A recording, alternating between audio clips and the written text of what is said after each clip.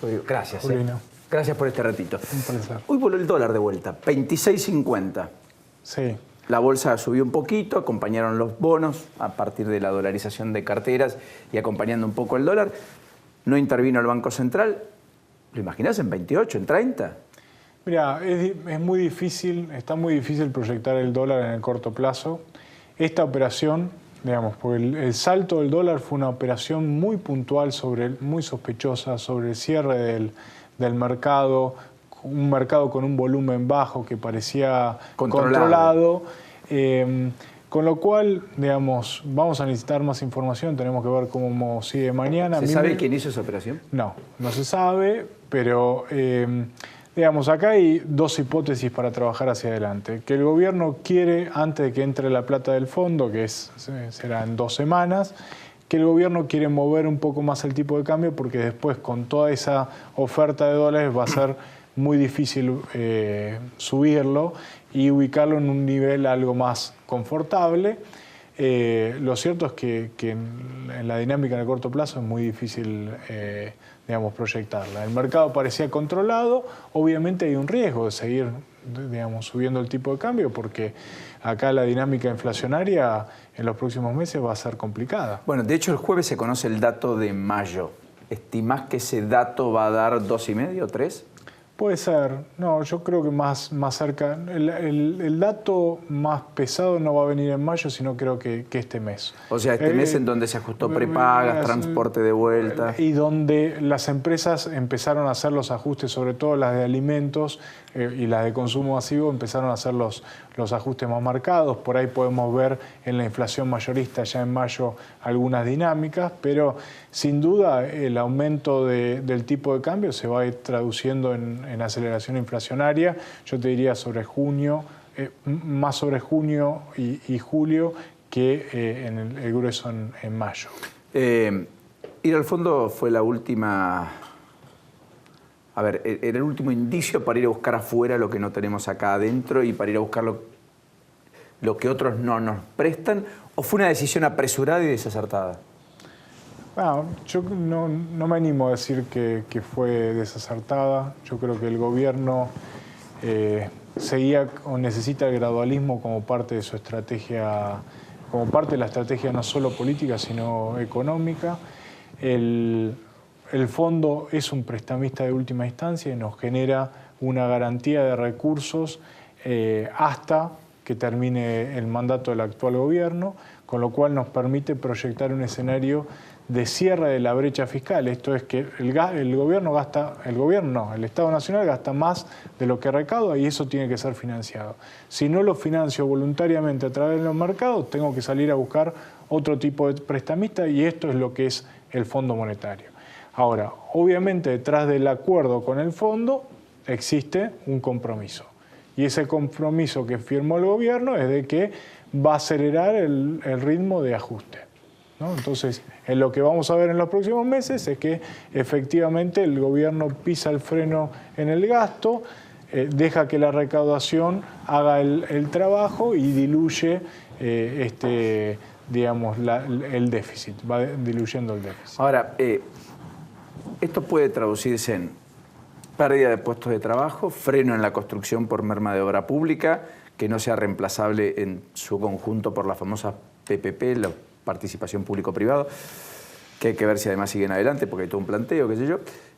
Y al mismo tiempo esto puede traducirse en despidos o recorte o achicamiento del Estado. ¿Todo eso junto o nada de eso? Bueno, mucho de eso, pero no por culpa del fondo. Digamos, hay que pensar que el primer impacto que vamos a tener que digerir es el salto del tipo de cambio. Digamos, estamos pensando en un tipo de cambio, o naturalizando un tipo de cambio de 27, 26, cuando a principio de año hablar de 25 era una locura, ¿no? Entonces, ¿esto qué genera? La aceleración del tipo de cambio, todos sabemos, y pasó en 2016, que va a tener un impacto en la aceleración inflacionaria. Entonces vamos a una configuración de devaluación de más del 40%, inflación de 30%. Entonces, sobre un segundo trimestre que iba a ser malo por la sequía, ahora sumamos un tercer y probablemente un cuarto trimestre que van a ser complicados porque la aceleración inflacionaria va restarle poder adquisitivo a la familia y la familia va a consumir menos. Hoy leí un análisis de Guillermo Oliveto, a quien respeto mucho, decir, esta crisis se parece más al 2009 que al 2001. Sí. ¿Hay comparación posible o todavía ni siquiera sabemos cuál va a ser el nivel de crisis, digamos, si es que va a haber crisis y de qué magnitud y profundidad? No, yo creo que lo podemos proyectar. Va a haber una pérdida de poder adquisitivo de la familia. Lo que estamos discutiendo es si va a ser un dígito o 2 dígitos. Es decir, los salarios... ¿Se pierde menos del 10 o más del 10% de poder de compra? No. Yo diría entre 5 en el escenario más favorable o incluso puede llegar a ser 10%, dependiendo de, digamos, cómo siga esta carrera, porque el tipo de cambio sigue avanzando y nosotros proyectábamos 28% de inflación y ahora ya proyectamos 30%. Digo, ¿La economía creciendo algo o nada? A 0 este año. Fitch hoy revisó de 2.6 a 1.3. Bueno, 2.6 estaba totalmente fuera de descalzado. parámetro, digamos, bajó un punto la proyección, que es lo mismo que bajamos nosotros.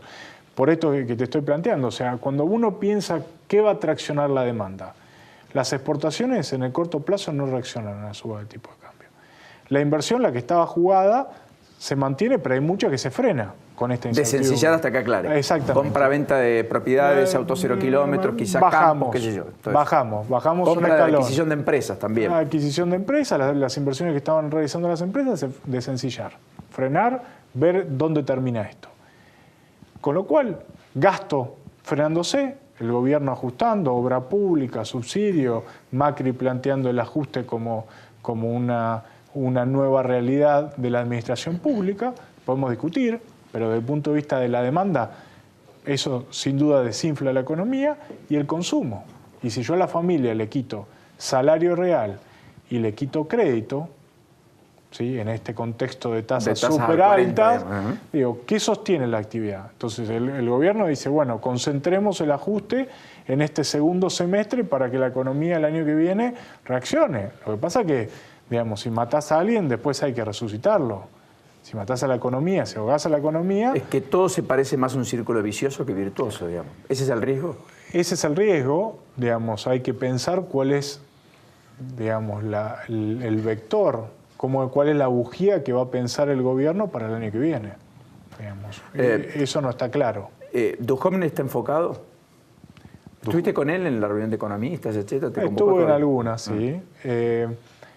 Creo que hoy hay una lógica muy clara, que es ahorrar. El mensaje lo que pasa es que el ahorro genera ahorro, y si yo televidente escucho que el gobierno está ahorrando y que voy a tener problemas de ingreso, probablemente mi conducta sea más precautoria, ¿no? Con lo cual, digamos... o sea, hay una reversión indudable de expectativas, una presunción de que el futuro quizás no sea mejor que el presente, o tal vez peor, y eso tiene un impacto en el comportamiento económico de la gente. No Exactamente, y yo creo que el problema es que la gente todavía no sintió el impacto de la aceleración inflacionaria. O sea, hasta ahora nos estamos manejando con expectativas, pero en un par de meses va a haber otras realidades. Y ahí es donde me parece que la situación se va a deteriorar más. Antes de despedirlo, la encuesta del gobierno habló algo de expectativas, la última. Sí, le puedo hacer una consulta. Claro. El gobierno va a anunciar en los próximos días este decreto que anunciaron Duhovne y el ministro Ibarra, lo van a oficializar el decreto de reducción del gasto público, pero tiene que hacer un esfuerzo mayor el gobierno. ¿Por dónde cree que va a pasar la tijera? Sin tocar educación, sin tocar salud, sin tocar envíos a las provincias. Obra pública.